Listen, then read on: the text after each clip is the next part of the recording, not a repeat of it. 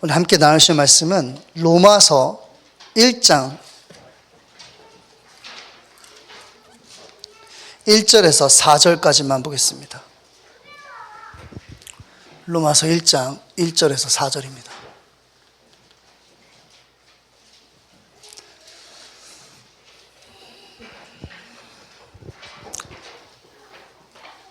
우리 함께 한 목소리로 봉독하시겠습니다.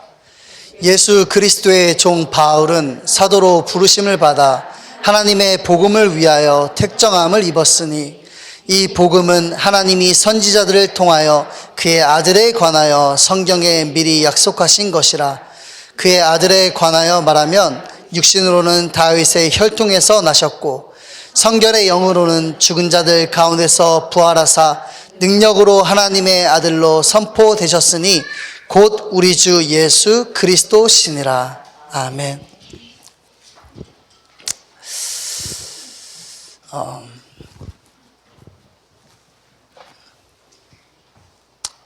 우리가 주일 2부 말씀을 2주 동안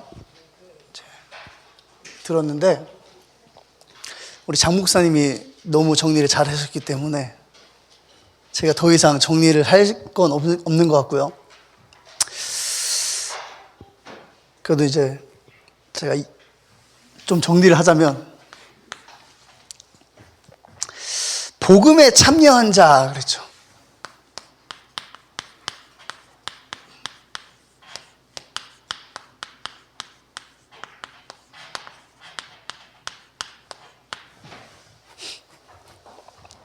오늘 읽었던 말씀 로마서 1장 1절에 보면 이 복음에 참여한 자라는 의미를 다시 한번 생각해 볼 수 있는 말씀을 우리에게 주시죠.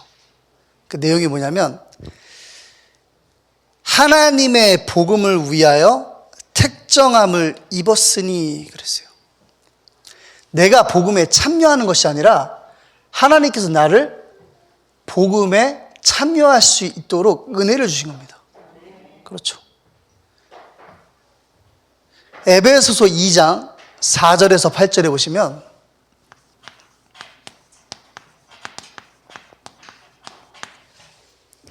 같이 한번 보겠습니다.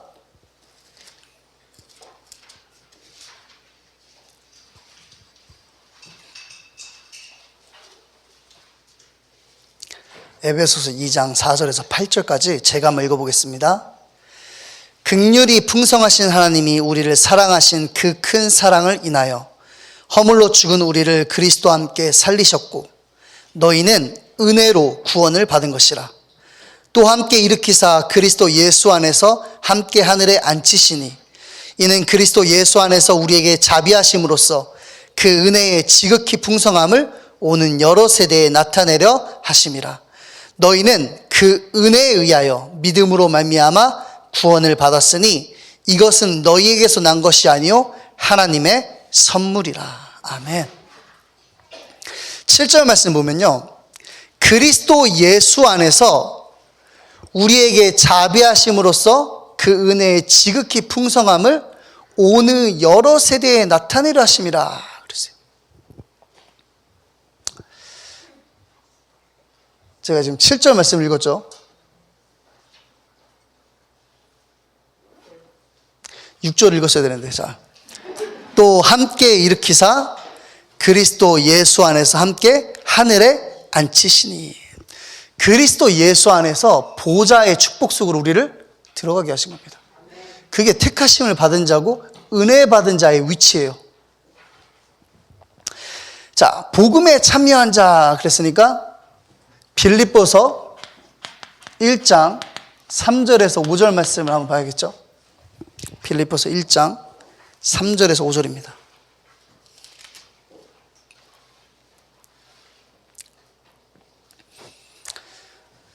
제가 한번 읽어보겠습니다. 내가 너희를 생각할 때마다 나의 하나님께 감사하며 간구할 때마다 너희 무리를 위하여 기쁨으로 항상 간구함은 너희가 첫날부터 이제까지 복음을 위한 일에 참여하고 있기 때문이라.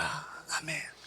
빌립보 교회에 있는 성도들에게 서신서를 썼는데 오늘 바울이 뭐라고 이야기하냐면 처음부터 이제까지 복음을 위한 일에 참여하고 있다라고 했죠. 우리가 복음 운동에 참여한 것이 아니라 하나님께서 우리를 은혜로 택정하사 이 복음 운동 속에, 이 복음 속에 참여하게 하신 겁니다. 그래서 하나님의 은혜라고 이야기하는 거죠. 여러분 자녀들, 우리 렘넌트들, 그리고 또 여러분들이 사역하고 있는 제자들, 또 제 입장에서는 우리 부교육자들을 보면서 감사할까요? 감사하지 않을까요? 여러분들 감사하시죠? 자녀들 보면 집안이 엉망진창이고 하라는 건 아무것도 안 하지만 감사하셔야 돼요. 왜 감사해야 되죠? 하나님의 은혜를 받은 자이기 때문에 그래요. 처음부터 하나님께서 은혜 주사 이 복음 운동에 참여하게 했기 때문에 감사하셔야 돼요. 저는 저희 교회 부교육자, 제 위 말고 제 밑에 부교육자들을 볼 때마다 왜 이럴까라는 생각을 참 많이 해요. 왜 이럴까? 근데 왜 이럴까가 뭐라 그랬죠? 나에게 방아쇠 같은 역할을 해주는 겁니다. 오늘 바울은 자기 제자들을 생각할 때마다 감사하다 그랬어요. 그렇죠. 왜죠? 처음부터 이 복음을 위한 일에 참여하고 있기 때문에 그렇습니다.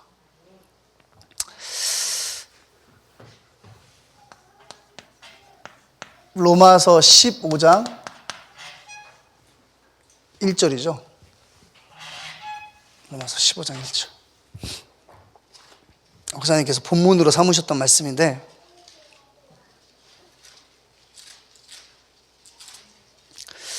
자, 읽어보겠습니다. 믿음이 강한 우리는 마땅히 믿음이 약한 자의 약점을 담당하고 자기를 기쁘게 하지 아니할 것이라. 담당이라는 단어를 사용하셨죠. 아마 이게 이제 핵심 단어가 아닐까라는 생각을 하는데, 목사님께서 이제 이 담당이라는 단어를 가지고 참고하셨던 성경 구절이 이사야서 53장 6절 말씀이에요. 우리 모두의 죄악을 그에게 담당시키셨도다. 여러분, 능력이 없으면 담당할 수 없어요. 그렇죠. 나의 죄의 문제를 해결할 능력이 없다면 그 죄를 담당할 수가 없는 겁니다. 우리가 믿음이 연약한 자들을 능력이 없다면 담당할 수 없는 거랑 똑같은 거예요. 그렇죠. 그럼 우리가 어떻게 믿음이 연약한 자들을 담당할 수 있겠습니까? 노력하면 됩니까? 품어줘야지. 그래. 같이 살아야지. 그러면 될까요? 힘들잖아요. 그렇죠?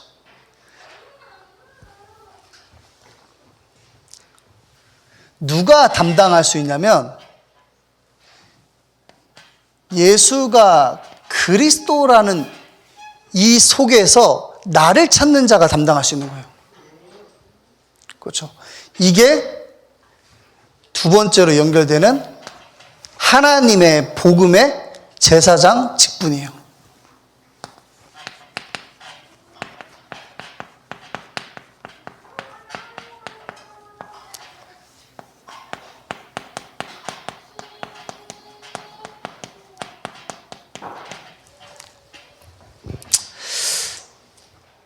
베드로전서 2장 9절에 보면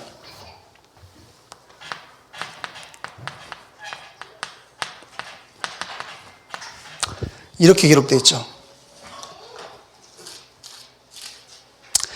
그러나 너희는 택하신 족속이요 왕 같은 제사장들이요 거룩한 나라요 그의 소유가 된 백성이니 이는 너희를 어두운 데서 불러내어 그의 기이한 빛에 들어가게 하신 이의 아름다운 덕을 선포하게 하려 하심이라. 아멘. 저는 이 제사장의 직분을 이제 바울이 이야기했을 때 그리스도의 삶직에 대해서 이야기했다고 생각을 해요. 그렇죠? 오늘 베드로전서에서도 마찬가지로 왕 같은 제사장이라고 그랬어요. 그리고 또 뭐라고 표현했죠? 어두운 데서 불러내어 그의 기이한 빛에 들어가게 하신 이의 아름다운 덕을 선포하게 하려 하심이라. 여기 다 나오죠. 우리가 밤새도록 외웠던 왕 선지자, 제사장.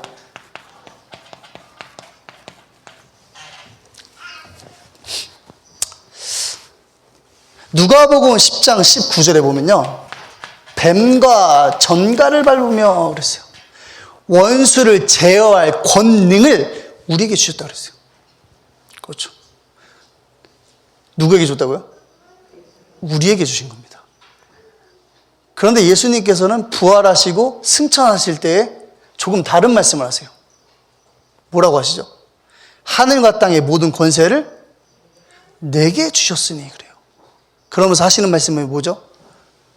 내가 너와 함께 하겠다 그러죠. 누가 담당할 수 있냐면 예수가 그리스도라는 그 복음 안에서 나를 찾는 자가 세상을 담당할 수 있는 거예요. 그렇죠. 그리스도의 삶직을 가지고 세상을 살릴 수가 있는 겁니다. 내가 아니라 내 안에 계신 그리스도예요. 여러분이 왕이 아니에요. 그렇죠? 그런데 왕 같은 제사장이에요. 여러분들이 그리스도가 아닙니다. 그런데 여러분들이 그리스도예요. 어디 가서 여러분들이 그리스도로 하시면 안 돼요. 그리스도 안에서 나를 찾으면 이 땅에서 왕 같은 제사장의 축복을 누리는 겁니다. 우리 성경 구절 하나만 볼게요. 요한복음 20장 23절입니다. 요한복음 20장 23절입니다.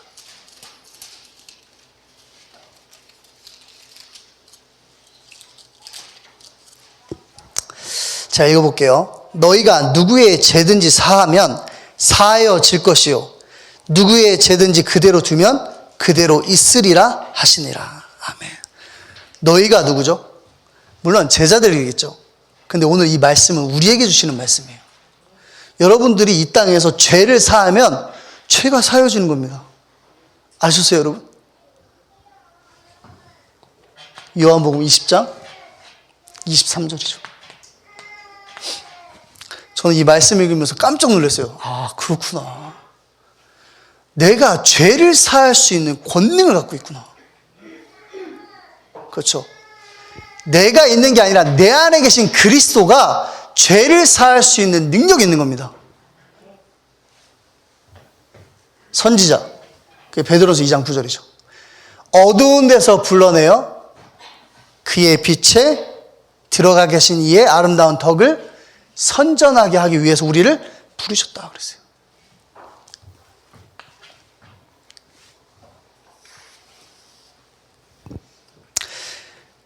그렇게 해서 로마서 15장 16절을 이해하시면 되겠죠. 아, 나는 하나님의 복음의 제사장이구나. 그렇죠. 나는 죄를 사할 수 있는 권능을 가진 자예요. 하나님께로 돌아올 수 있는 그 길에 대해서 선전하는 자인 겁니다. 사단의 권세를 이 땅에서 짓밟는 자, 그게 바로 누구죠? 하나님의 복음의 제사장 직분을 가진 자. 그 사람이 복음에 참여한 자고 그 사람이 세상을 담당할 수 있는 겁니다. 마지막 세 번째 보죠. 그렇죠. 안 적어도 되겠죠? 이번 주 강단 말씀입니다. 그리스도의 충만한 복. 그리스도의 충만한 복 이러면서 목사님이 이제 말씀하셨던 성경 구절 중에서 제가 가장 기억에 남는 게 요한복음 19장 30절이에요. 내가 다 이루었다. 그 말씀 안 하고 가셨으면 어쩔 뻔했어요. 진짜로 그 마지막 순간에. 그렇죠. 내가 다 이루었다 하셨으니까 너무나 감사한 거예요. 아, 끝났구나. 이거를 영어 성경으로 보면 이렇게 써 있어요. It's finished라고 써 있어요. 여러분, finish가 뭔지 알죠? 끝났다는 소리예요. 그리스도께서 끝내버린 겁니다. 그렇죠. 내가 끝낼 게 없어요, 더 이상. 그게 뭐예요? 그리스도의 충만한 복인 겁니다. 끝내버리신 그리스도가 내 안에 계신 거예요. 로마서 6장 14절에 보시면요.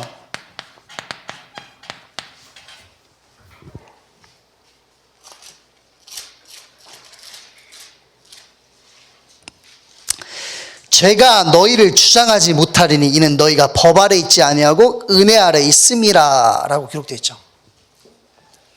이거를 조금 정확하게 읽어보면 죄가 너의 주인이 될 수 없다는 소리예요.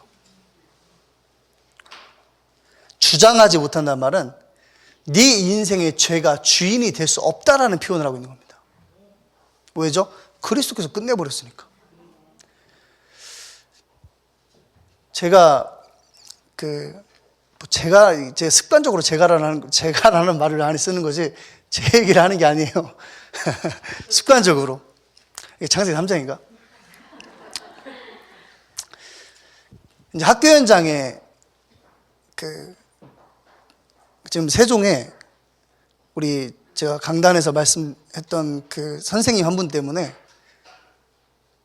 세종의 한 3군데 초등학교에서 선생님들이 같이 이제 예배를 드려요. 물론 이제 지금 비대면으로 줌을 해서 예배 드리고 있는데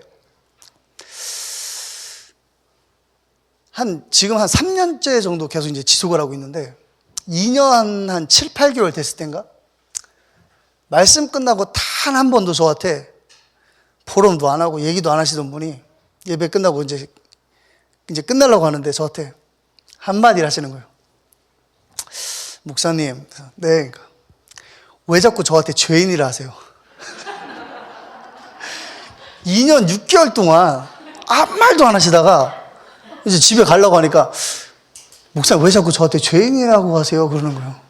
저는 죄를 진 적이 없는데.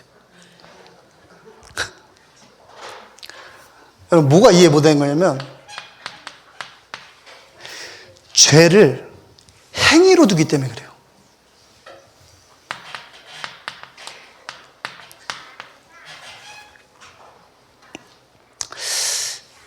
자, 제가 생각을 하고 행동을 옮기지 않으면 아무도 나를 정죄하지 않아요.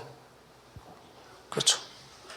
예를 들어서 제가 우리 주성 간사 머리를 때리고 싶어 한 대를 진짜 얘는 맞아야겠다. 주일날 제가 강단에서 들어도 생각해요. 근데 행동으로 옮기지 않았기 때문에 아무도 나를 정죄하지 않는 겁니다. 그렇죠. 여러분 내 생각을 모르니까.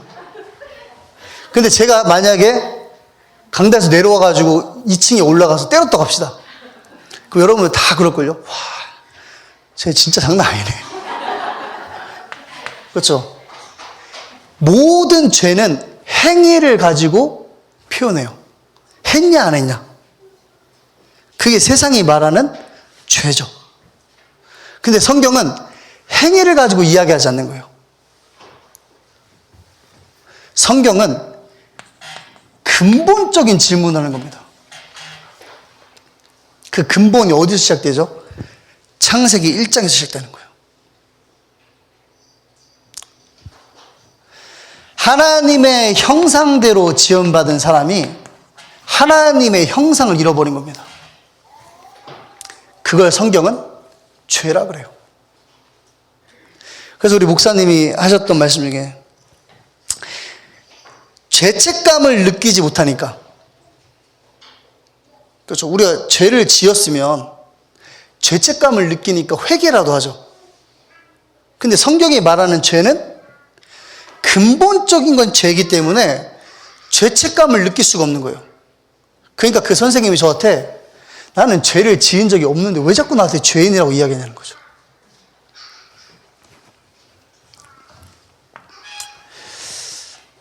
저는 로마서 5장 12절, 13절 말씀을 읽으면서 특별히 13절에요. 죄가 율법 있기 전에도 세상에 있었으나 율법이 없었을 때에는 죄를 죄로 여기지 아니하였느니라. 이 말씀을 가지고 생각을 참 많이 했어요. 이게 무슨 말일까? 그런데 이 말씀이 이거에 대해서 증명하는 거예요. 행위를 짓지 않았는데도 죄가 있었다는 말이에요. 성경은. 그러면 세상이 말하는 죄와는 전혀 상관없는 죄를 성경은 이야기한다는 거죠.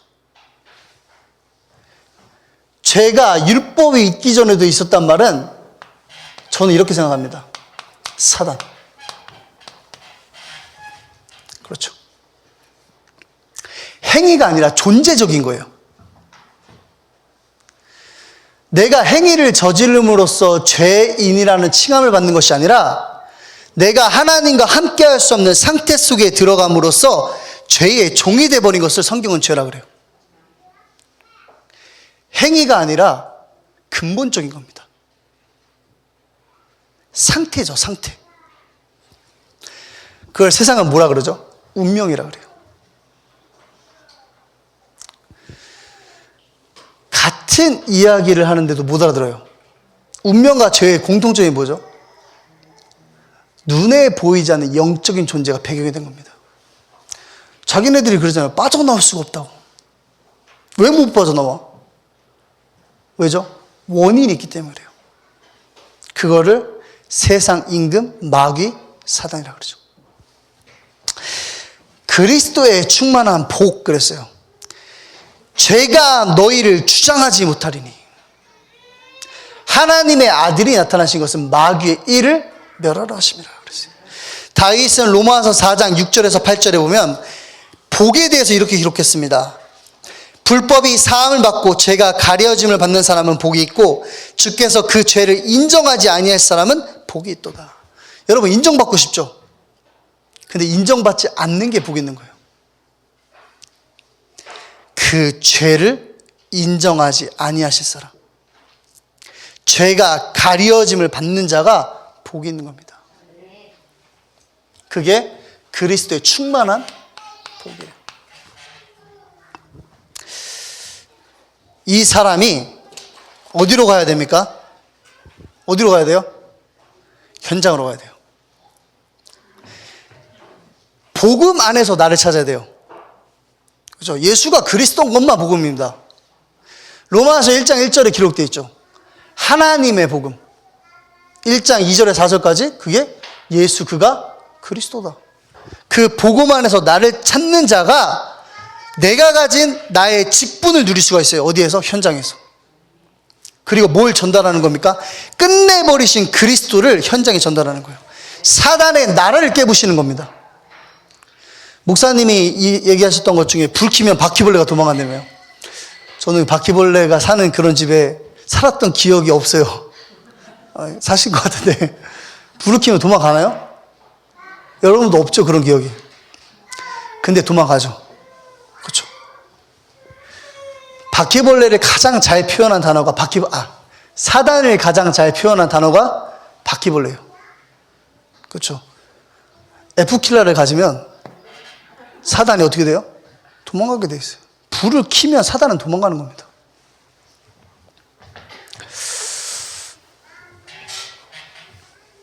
여러분들이 그 주일 강단 말씀, 이번 주 강단 말씀과 지난주 강단 말씀을 참고하시면 더 많은 이해를 구하지 않을까라는 생각을 합니다. 자, 오늘 우리가 일부 말씀을 좀 나눠야겠죠?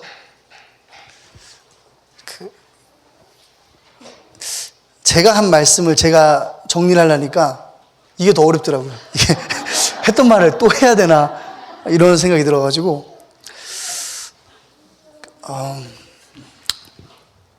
우리 로마서 1장 10절 말씀 한번 볼게요. 로마서 1장 10절입니다.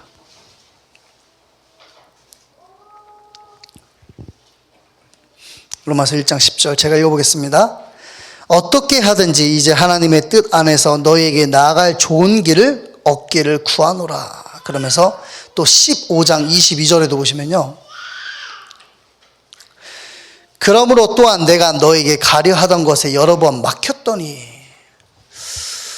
그러니까 이제 모르겠어요. 서신서를 쓸 때 뭐 앞에 좀 쓰고 나중에 시간이 지나서 중간 쓰고 이랬는지 모르겠지만 어쨌든 서신서를 하다 보니까 긴 시간 쓴 건 아닌 것 같아요. 그렇죠. 편지를 보낸 거니까. 그러면 바울이 로마에 가기를 굉장히 소망했는데 못 갔다는 말이에요. 계속해서 길이 막혔다는 소리죠. 언제요? 로마서를 쓰는 그 기간 동안에. 그게 이제 얼마나 된지는 모르겠지만 길이 계속 막힌 겁니다. 그럼 왜 바울이 굳이 로마를 가고 싶었을까요? 우리가 서울 못 가보면 서울 가고 싶다 뭐 그런 느낌이었을까요? 로마를 가고 싶다는 말? 사실 우리가 이제 이야기를 구체적으로 하지 않았지만 아시아라는 지역은 우리가 사는 아시아가 아니죠. 아시아는 지금의 유대인들, 이스라엘 민족들이 사는 윗지방을 이야기해요. 그 아시아 지역인데 아시아를 포함해서 지금 바울이 가고 싶은 로마, 이번 주 일부 말씀에 나왔던 빌립보라든가 뭐 드로아 이런 지역들은 이미 로마의 식민지예요. 그럼 생각해보면 이미 로마에 가 있는 거거든요. 근데 왜 굳이 진짜 로마를 가고 싶어 했을까? 그 이유에 대해서 한번 생각을 해봤어요.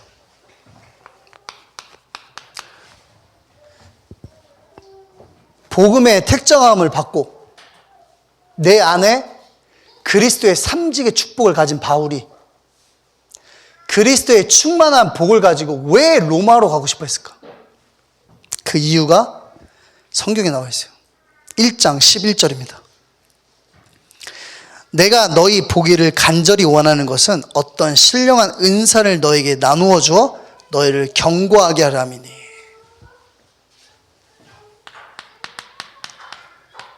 신령한 은사입니다. 의외의 단어죠. 신령한 은사. 우리 신령한 은사가 뭘까요? 순간 저도 깜짝 놀랐어요. 신령한 은사가 뭐지? 그런데 1장 15절에 그 은사에 대한 내용이 나와요.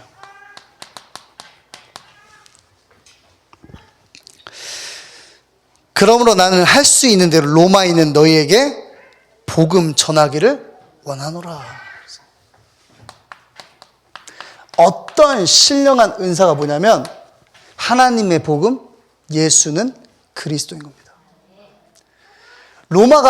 바울이 로마에 가고 싶었던 이유는 하나밖에 없어요. 복음을 전하기 위해서. 그렇죠. 자신 있는 겁니다. 내가 로마를 담당할 자신이 있는 거예요. 여러분 아침에 일어나서 현장 갈 때 자신 있게 가셔야 돼요. 거울 보면서 난 랩넌트니까 그게 아니라 내가 가진 그리스도의 삼직을 확인하셔야 돼요. 그렇죠. 담당할 수 있는 자로 하나님께서 그 현장에 보내시는 겁니다. 여러분이 담당할 수 있다면 백악관도 보낼 수 있어요. 백악관 너무 뭔가? 청와대도 보낼 수 있어요. 여러분들이 담당할 수 있다면. 그렇죠? 제 말이 맞아요? 아니에요. 여러분들은 담당할 수 있는 자예요. 여러분이 있는 곳이 청와대예요. 그렇죠? 그 청와대가 아니라 하나님께서 여러분들을 그 현장에 붙여주신 겁니다. 자, 이거를 가지고 우리 학원복음화 메시지를 잠깐 보고 마치도록 하겠습니다. 자, 누가 사탄을 비웃을 수 있는가?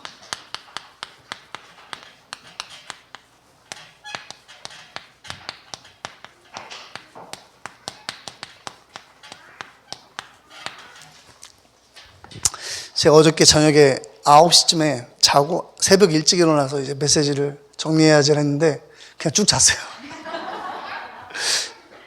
오늘 성령이 역사하시기를 지금 간절히 기도하는 마음으로 이 자리에 섰는데, 누가 사탄을 비웃을 수 있는가? 그 답은요,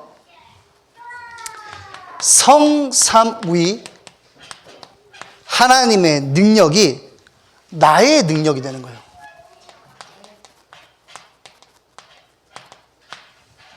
그래서 이거를 삼초월이라고 표현했고 이것을 오력이라고 이야기한 겁니다.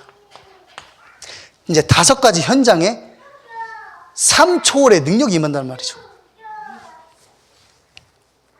이 말로 다른 말로 표현하면 하나님의 복음이 나의 복음이 되는 거예요.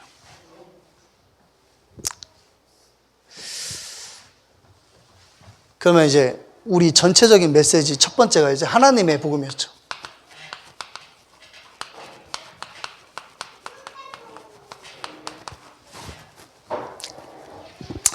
사도행전 16장 6절에서 10절 말씀 보면 6절에 성령이, 그리고 7절에 예수의 영이, 그리고 10절에 하나님이. 한 성경 그 흐름 속에 성삼위 하나님의 이름이 기록되어 있는 책은 없어요. 사도행전 16장에만 기록되어 있어요. 성령이, 예수의 영이, 하나님이. 근데 뭘 인정하게 되죠? 10절에 보시면 저 사람들에게 복음을 전하라고 우리를 부르신 줄로 인정함이로라. 영혼 구원.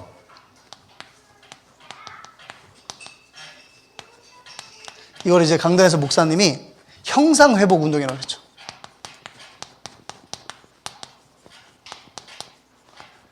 복음 운동을 놓고 성삼위 하나님께서 역사하시는 겁니다. 구원을 놓고 3초를 이야기할 때는 하나님의 보좌, 그 보좌가 나에게 임하는 거죠. 근데 이게 뭐죠? 절대 불가능해요. 이게 가능한 이야기가 아니에요. 우리가 들어서 아 그렇구나 싶지만 하나님의 보좌가 나에게 임하는 건 절대 불가능한 겁니다. 그래서 어떻게 했죠? 하나님의 복음, 그리스도. 그 그리스도께서 절대 불가능함을 가능하게 하신 거예요. 여러분, 원래 십자가의 모양이 어땠다 그랬죠, 제가? 혹시 기억하세요? 제가 그런 말 안 했나요, 혹시? 기억이 안 나네요. 하도 많이 안 서가지고. 십자가의 모양이 원래 이렇게 있어요. 자, 따라해 보세요. 십자가의 모양이 원래 이렇게 생겼어요. 따라해 보세요. 안 따라 하시는 분 뭐야? 따라해 보세요. 이렇게. 십자가의 모양이 원래 이렇게 생겼어요. 근데 어떻게 됐죠? 십자가 지금이? 이렇게 됐죠. 왜 그런 줄 아세요? 오른손으로 하나님의 보좌를 붙잡은 겁니다. 누가요? 그리스도께서. 절대 하나님을 만날 수 없는 타락해버린 인간의 손을 잡으신 거예요. 그리스도를 통해서 하나님과 인간의 벽을 헐어버린 겁니다. 원래 십자가가 어떻게 생겼다고요? 이렇게 생긴 거예요, 여러분. 이게 원래 우리의 위치예요. 그래서 에베소 2장 1절에 보면 죽었다 그랬어요. 마귀 자녀라 그랬지, 그 마귀 자녀가 자녀입니까? 그렇죠. 다른 단어를 떠오르셔야죠. 그리스도께서 절대 불가능을 가능하게 하신 거예요. 그게 성삼위 하나님의 역사죠. 성령으로 나에게 임하신 겁니다. 그래서 하나님은 영혼 구원을 놓고만 일하시는 거예요. 저는 로마서 강해를 목사님이 하실 때 들으면서 저의 관점과 어떤 단어들에 대한 정의들이 많이 바뀌었어요. 그렇죠. 성경이 왜 쓰여졌냐? 성경은 예수가 그리스도 되심에 대해서 증언하기 위해 쓰여진 책이에요. 그럼 뭐가 이해되죠? 우리 랩런트들이 랩런트 컨퍼런스 때마다 질문하는 그 질문이 틀린 질문이면 이해되죠. 랩런트 컨퍼런스 때 제일 많이 하는 질문이 뭐죠? 혹시 아세요? 선악과를 왜 만들었죠? 그러면 이제 우리 목사님 항상 정확한 질문에 대한 답은 주시지 않죠. 그러니까 매번 물어보겠지. 제가 오늘 정확한 답을 드리겠습니다. 선악과를 만들었다, 먹었다, 아무렇지도 않아요. 중요하지가 않아요. 그건 내용이 아니라. 그렇죠. 선악과의 내용이 성경에 담은 이유가 뭐죠? 너에게 그리스도가 필요하다는 거예요. 지금 선악과를 먹었네, 안 먹었네, 왜 먹었네, 불신앙했네, 안 했네, 이런 건 중요하지 않아요. 오늘을 사는 나에게 그 말씀이 주어진 이유가 뭐냐는 거예요. 성경에 기록된 목적에서 찾아야죠. 하나님은 말씀을 통해서 우리에게 그리스도가 필요함을 깨닫게 하시는 겁니다. 여러분들의 관점을 바꿔버려야 돼요. 이제부터 랩런트들이 그런 질문하면 저한테 보내세요. 자, 하나님의 복음이죠. 3초월. 제가 아시는 분이 그 아이를 가졌는데 태명이 초월이에요, 초월이. 근데 초월이 그러니까 조금 약간 그렇죠, 초월이. 3초월.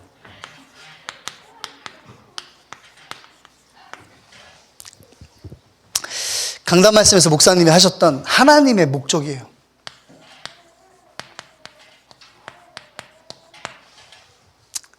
하나님의 목적은 하나님의 형상을 회복하는 것이다. 그게 하나님의 목적. 그래서 그것을 언약 그랬죠. 이게 우리의 언약이 돼야 돼요. 하나님의 목적이 나의 언약이 되는 겁니다. 왜죠? 성삼위 하나님은 영원 구원을 놓고만 우리에게 역사하시기 때문에 그래요. 나도 개인적으로 하나님을 알려면 구원사 속에 역사하신 하나님만 알 수 있어요. 현장도 마찬가지겠죠. 왜죠? 그것이 하나님의 목적이기 때문에 그래요. 그래서 성령 하나님께서는, 성부 하나님께서 우리에게 말씀을 통한 구원을 계획하셨죠. 성자 예수님께서는 그 말씀을 성취하시는 겁니다. 그래서 그분이 하신 말이 뭐라고요? 내가 다 이루었다 하신 거예요. 우리가 읽었던 로마서 1장 2절에 보시면 선지자들을 통하여 약속하신 바 그렇죠. 구약 전체는 선지자들의 글이에요. 그러면 구약 전체 창세기부터 말라기까지의 모든 내용이 그리스도에 대한 내용임을 바울은 증언하고 있는 겁니다. 그리고 성령 하나님께서는 구원, 말씀을 완성하신 겁니다. 마태복음 1장 21절에 보면 아들 낳으리 이름을 예수라 하라. 이는 그가 자기 백성을 그들의 죄에서 구원할 자이심이라 그랬죠. 근데 23절에 보면 또 뭐라 그러죠? 임마누엘 그래요. 이를 번역한즉 주께서 우리와 함께 계시다 함이라. 구원의 완성이 뭐냐면 원래 하나님의 형상을 회복하는 겁니다. 하나님이 나와 함께 하는 거예요. 성령께서 우리와 함께 하시는 겁니다. 그게 구원의 완성이죠.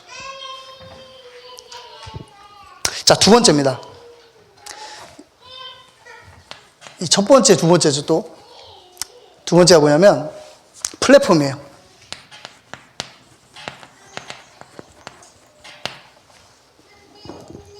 이 성삼위 하나님의 역사가 나의 플랫폼이 돼야 돼요. 내가 다른 것을 짚고 일어나는 것이 아니라 하나님의 나의 플랫폼이 돼야 되는 겁니다.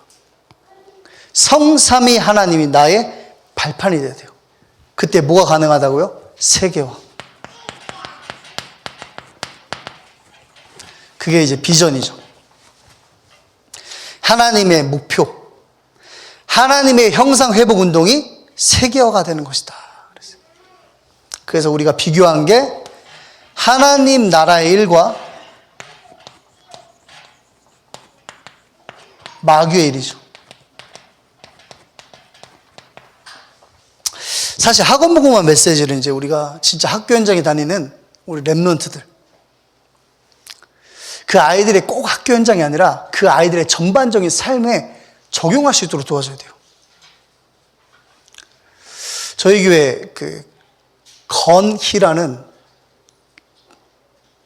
랩런트가 한 명 있어요. 초등학교 4학년인데 이제 할아버지가 돌아가셔가지고 할머니가 돌아가셔가지고 제사 이제 장례식장에 갔는데 분위기가 절할 수밖에 없는 분위기라. 그래서 그래요. 분위기가 그래. 그러니까 다 절하는 거예요. 누가 절했다는 얘기 하지 않겠지만 절할 수밖에 없는 분위기인 거예요. 근데 이 초등학교 4학년짜리가 꿋꿋하게 서 있더래요. 화난 표정으로. 그래서 아빠가 가서 물어봤대요. 야, 너 왜 절 안 하고 서 있으니까. 성경에 다니엘이 저 말고 성경에 다니엘이 근데 약간 이제 혼돈했던 것 같아요. 새 친구인데 이 다니엘이랑 근데 다니엘이 우상에게 절하지 않았다는 거예요. 물론 그 아이가 어떻게 자라날지는 몰라요. 학원 복음한 메시지가 아이들에게 적용될 수 있도록 여러분들이 도와주셔야 돼요. 언제요? 상황 속에서. 저는 그 얘기를 들었는데 눈물이 나더라고요. 여러분 눈물 안 나세요? 초등학교 4학년짜리가 자기 나름대로의 상황 속에서 말씀을 적용하는 겁니다. 두 번 다시 그 가정에서는 그 아이에게 절하라고 말 못해요. 그렇죠. 그게 뭐예요? 세계화예요. 조금 작은 의미로 얘기하면 현장화겠죠.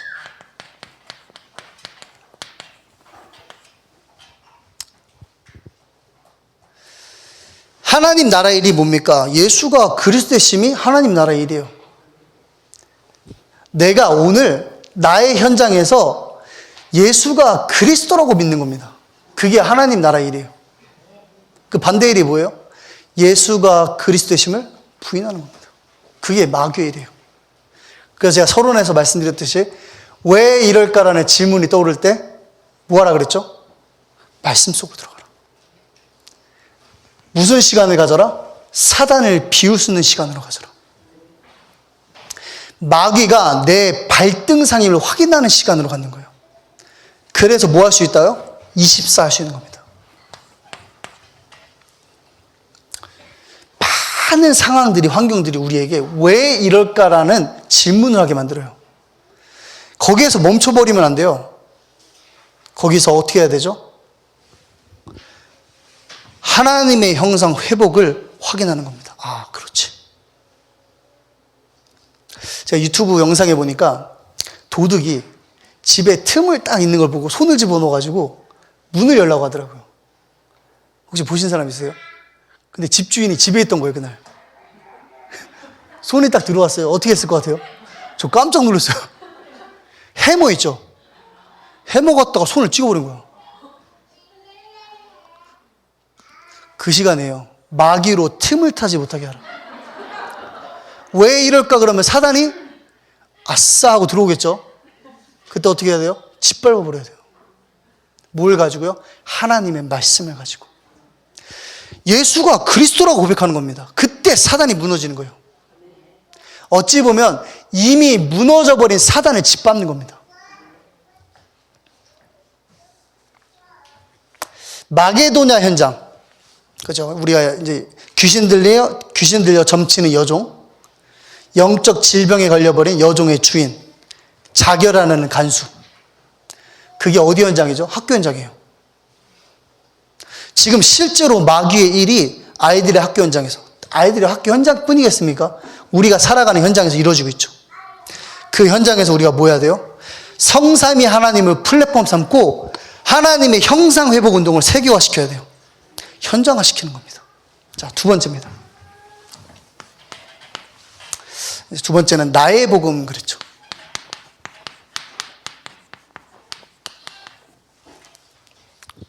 이게 꿈이죠.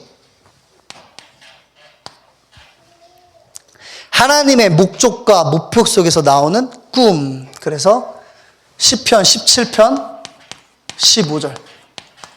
우리 강단에서 많이 나오는 말씀이죠. 나는 의로운 중에 주의 얼굴을 배우리니 깰 때에 주의 형상으로 만족하리이다. 하나님의 복음이 나의 복음이 되는 거예요. 그럼 뭐 할 수 있죠? 만족할 수 있는 거예요.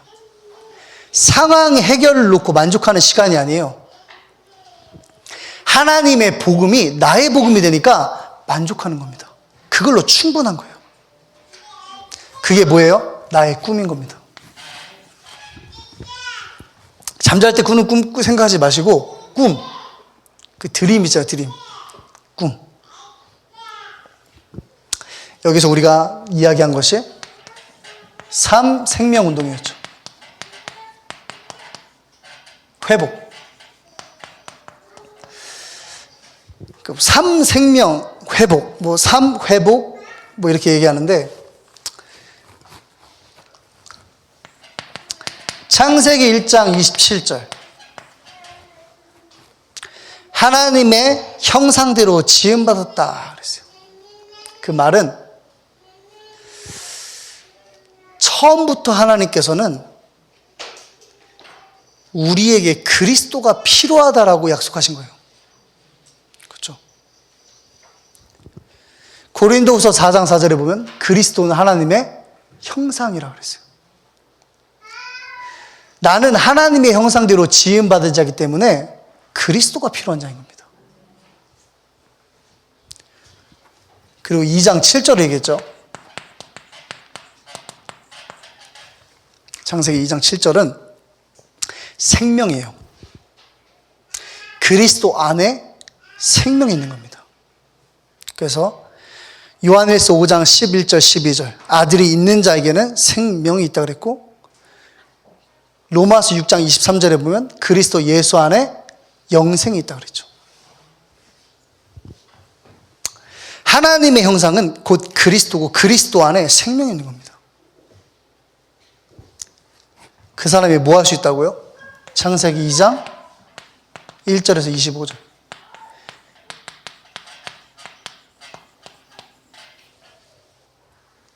다른 것으로 만족하지 않는 겁니다.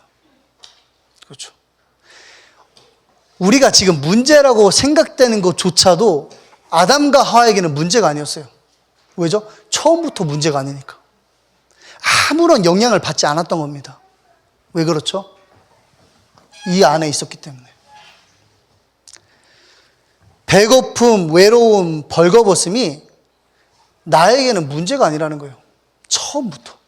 왜죠? 나는 처음부터 그리스도를 가진 자이기 때문에 그래요. 그 시간을 갖는 겁니다. 그게 여러분들의 꿈이 돼야 돼요. 그리고 마지막, 이제 두 번째 저게. 그래서 이거를 망대, 그렇죠. 망대의 기능이 뭐냐면 아무도 볼 수 없는 현장을 보는 겁니다. 오늘 바울이 하나님의 복음이 나의 복음임이 확인된 거예요. 그랬더니 어떻게 하죠? 11절에 보면 드로아에서 네아폴리로 직행하죠. 수의를 유하는데 선교지에서 그가 뭐 했겠습니까? 기도했겠죠. 하나님이 나를 보내신 이 현장, 내 꿈에 나타났던 그 마게도냐의 한 사람을 놓고 하나님께 간구한 겁니다. 그랬더니 어떤 일이 일어나요? 루디아라는 현장을 만나죠. 근데 제가 조금 이야기했던 부분이 뭐냐면 안식일이에요.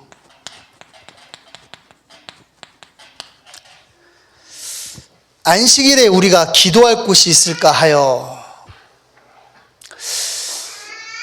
안식일 아닌 날도 기도했을 건데 왜 안식일에 기도할 곳이 있을까 하여 라고 했을까? 성경을 보니까 안식일은 그리스도를 나타내는 날이에요. 왜죠? 안식일의 주인은 그리스도예요. 그리고 안식일은 무슨 날이죠? 생명을 살리고 매인자를 구원하는 날인 겁니다. 그러니까 그 날만 가가지고 한다는 소리가 아니라 안식일, 내 인생의 주인이 누구죠? 그리스도죠. 그러면 여러분들의 인생을 통해서 뭐 하시겠다는 거예요? 생명을 살리고 매인자를 구원하시겠다는 거예요. 그래서 손 마른 자를 고치실 때도 선을 행하고 생명을 구하는 날이라 그랬고, 꼬부라진 여자를 고치실 때도 사탄에게 매임받은 이를 매임에서 푸는 날이라고 성경은 기록하고 있어요.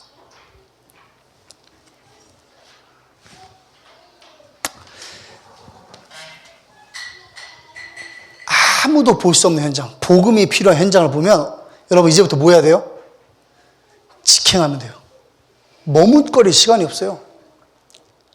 누가 와서 나한테 복음 좀 듣고 싶은데 그러면 우리 어떻게 해야 돼요? 잠깐만, 내 스케줄을 봐야 되니까 다다음 주쯤 어때? 여러분 그러면 안 돼요. 그렇죠? 직행하는 겁니다. 그 현장이 마게도냐라는 말은 지금 여러분들이 거하는 현장을 이야기하는 거예요. 가정, 직장, 만남. 이번 한 주간의 스케줄 한번 점검해 보세요. 내가 만나는 사람이 누가 있는지, 혹시 불신자가 있는지, 복음에 대한 답이 없는 자가 있는지, 교회에 다니는데 그리스도의 삼직의 응답을 누리지 못하는 자가 있다면 정리해 보세요. 그리고 가서 뭐 하면 돼요? 전하면 돼요. 그렇죠? 자, 마지막 세 번째입니다. 이제 5가지 힘이죠. 무력. 서론에서 이야기했듯이 삶 초월이 현장화 구체화된 것이 오력이다. 그러니까 이제 실제로 하나님의 능력이 현장에 나타나는 겁니다. 5가지 힘이죠. 그래서 제가 이야기했던 부분이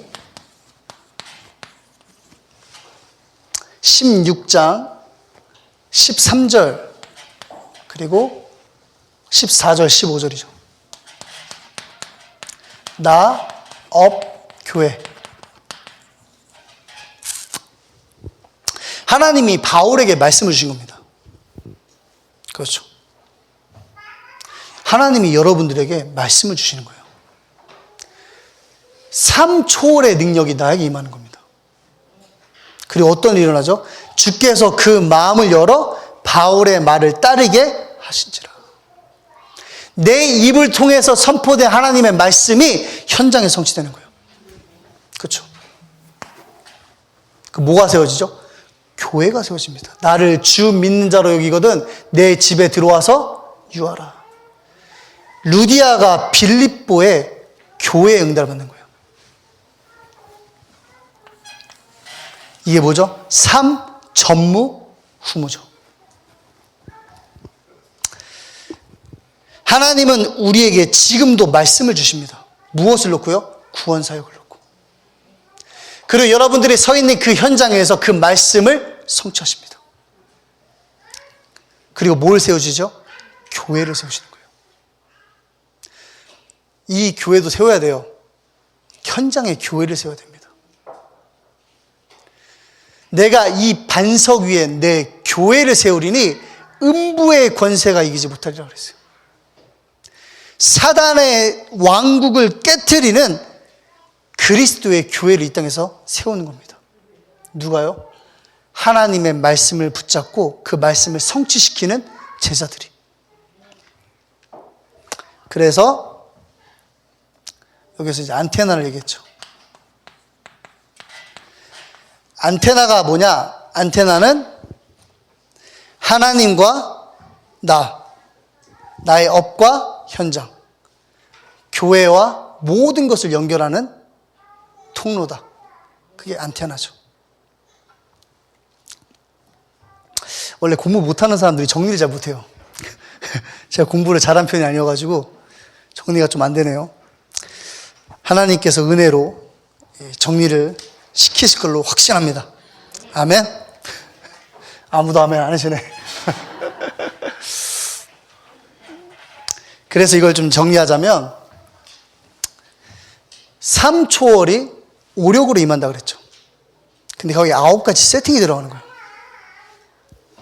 첫 번째 삶 초월과 마지막 삶 전무 후무는 우리의 영역이 아니에요. 우리가 할 수 있는 부분이 아니란 말이에요. 그건 하나님이 하시는 거고 우리가 집중해야 될 건 뭐죠? 이거예요. 나의 복음. 그렇죠. 하나님이 나를 지으신 목적, 그 안에 생명, 그 안에서 내가 그리스도로 만족하는 시간, 그 삶 생명에 집중하는 것이 우리가 이 땅에서 누려야 될 평생 가질 타임이에요. 나머지는 하나님이 하시는 겁니다. 그래서 나는 하나님의 플랫폼이다. 참고하실 말씀은 고린도후서 4장 7절에 보면 보배를 담은 질그릇이죠. 내가 하나님의 복음을 담은 거예요. 하나님이 나를 쓰시는 겁니다. 그래서 나는 하나님의 플랫폼이다. 나는 하나님의 망대다. 마태복음 16장 18절에 보면 내가 내 교회를 세우리니 음부의 권세가 이기지 못하리라. 나는 하나님의 안테나다. 마태복음 16장 19절에 보면 천국 열쇠를 주리니 네가 땅에서 매면 하늘에서 매이고 땅에서 풀면 하늘에서 풀리리라. 하나님과 나, 업과 현장, 교회와 모든 것을 소통하는 자. 그 응답의 주역이 여러분 되시기를 주님의 이름으로 축복합니다. 우리 기도하시겠습니다. 하나님 감사합니다. 오늘 말씀 주셨습니다. 이번 한 주간 동안에 하나님의 말씀 속에서 삶 초월로 역사하시는 하나님의 능력을 확인하고 누릴 수 있는 우리 전도자들이 되게 하시고, 특별히 우리 렘넌트와 후대를 키우는 그 손길 위에 주님께서 축복하사 실제적으로 현장에서 우리 렘넌트들과 또 우리 사역자들을 통해서 하나님의 나라가 실현될 수 있도록 주께서 역사해 주시옵소서. 모든 영광을 주님께 돌립니다. 권세 많으신 예수 그리스도의 이름으로 기도합니다. 아멘. 하나님 감사합니다. 하나님께서 헌금 드릴 수 있는 은혜를 우리에게 주시니 감사합니다. 이 헌금이 하나님의 나라의 일을 이 땅에 실현하고 렘넌트와 선교사를 키우며 전도자를 세우는 일에 쓰여지게 하시고, 복음이 실력이 된 렘넌트를 키울 수 있는 일에 쓰여지게 하옵소서. 드린 자의 손길을 축복하시고 저들 천대 이르기까지 이 말씀 운동, 복음 운동에 참여한 자의 축복을 누리게 하여 주시옵소서. 지금은 우리 주 예수 그리스도의 은혜와 아버지 하나님의 극진하신 사랑과 보혜사 성령님의 내주 인도 역사 충만케 하심이 수요 일부 예배 참석한 우리 사랑하는 원네스 교회 성도들 머리 위에